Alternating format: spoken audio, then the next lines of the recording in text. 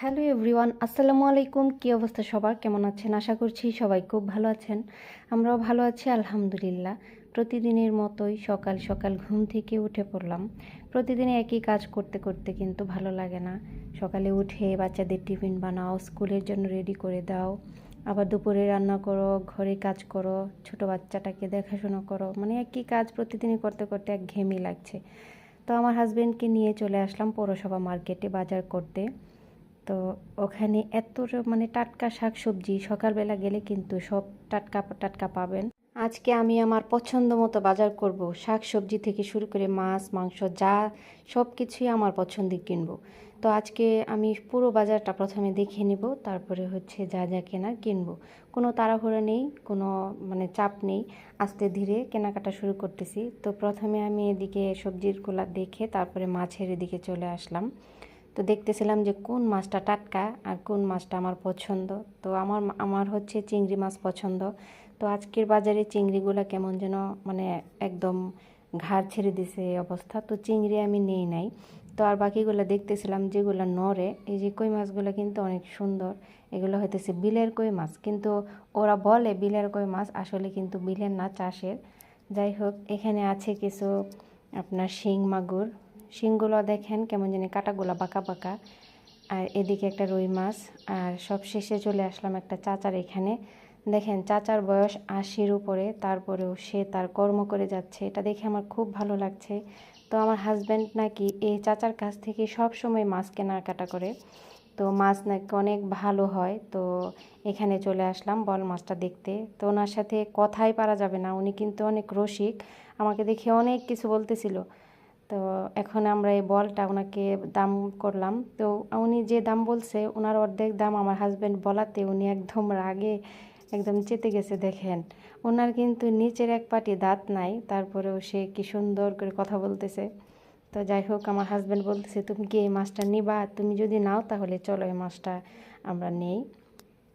আসলে সত্যি কথা কি, বল মাছটা আমার খুব পছন্দ হয়েছে। তো চাচাকে বললাম এটা মাপার জন্য। তো চাচার এখানে মাপার কোনো মেশিন নাই, আমরা একটা দোকানে চলে যাচ্ছি এটা মাছটা মাপার জন্য। এর আগেও যে বল মাছটা আমরা নিয়েছিলাম এই চাচার কাছ থেকে এনেছিল। আর এই চাচার কাছ থেকে কিন্তু ভালো ভালো মাছ পাবেন, উনি একটা একদম কর্নারে বসে থাকে মাছ নিয়ে। তো এই মাছটা দেখে আমার ভালো লাগছে। আর হইতেছে ইলিশগুলোও কিন্তু খুবই তরতাজা ছিল। আমরা ইলিশ নিই নাই, যেহেতু বোয়াল মাছ নিব। আর 2-3টা মাছ একসাথে নিলে আসলে খাওয়া হয় না, সেই ফ্রিজে রাখতে হয়।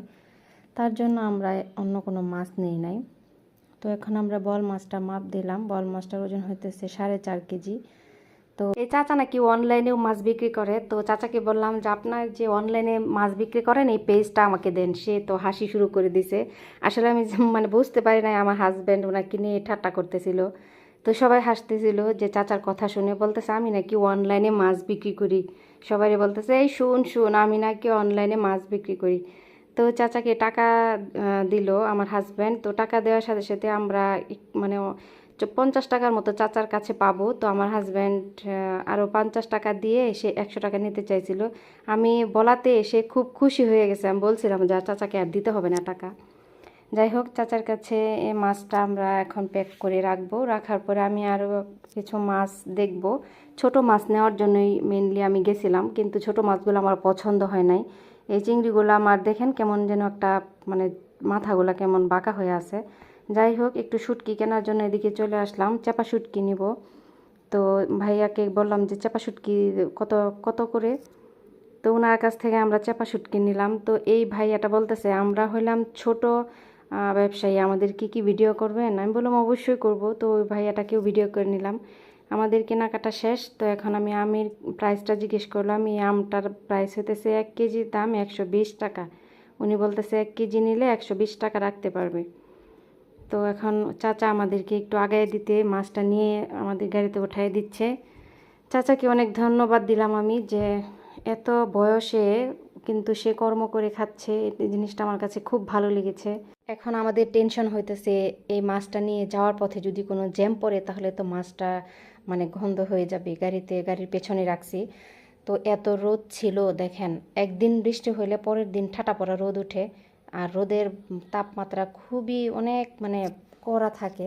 যাই হোক, এই কথা মানে একটা ভাষা বলতে চাইছিলাম, ওইটা ইউজ করলাম না, কারণ ফেসবুক মামা ইদানিং আমার সাথে খুব করতেছে, ইস্যু ধরায় দেয়। তো এখন আমরা এই গরমের ভিতরে আবার এই গাড়িতে উঠে বসলাম, চলে যাচ্ছি বাসার দিকে। তো বাসায় গিয়ে আমি কতক্ষণে মাছটা কাটবো। তো বাজার থেকে যেহেতু কাটতে নিয়ে নাই, আমার হাজব্যান্ডের একটা আঙুল ভেঙে গেছে, ওই দিনই বললাম আপনাদেরকে। তো এখনও তাড়াতাড়ি আমরা যাওয়ার চেষ্টা করতেছিলাম যে তাড়াতাড়ি চলো, নাহলে মাছটা কিন্তু নষ্ট হয়ে যাবে। যাই হোক, মাছটা এত টেস্টি ছিল, বিশ্বাস করবেন না ভাই। ভাইরে ভাই, মাছটা আমরা এখন পাতা দিয়ে তো ঘষা যায় না, এখন তারের মাজনি দিয়ে খুব সুন্দর করে একটু ঘষে পরিষ্কার করে নিয়েছি। আর পিসগুলা কিন্তু আমিই করেছি।